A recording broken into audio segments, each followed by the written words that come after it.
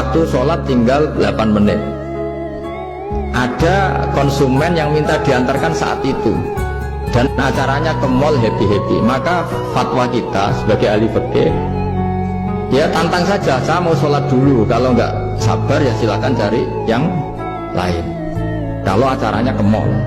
Tapi kalau acaranya kelahiran atau transfusi darah atau mau nganterin darah ke pasien yang sudah koma, maka kita langsung, karena ibadah sosial itu didahulukan mengalahkan ibadah yang haknya Allah, karena Allah itu zat yang tidak butuh ibadah kalian.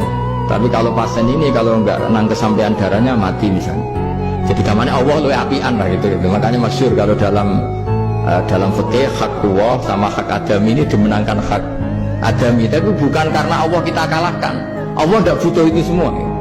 Jadi dikalahkan tapi bukan karena kalah, justru karena ada butuh.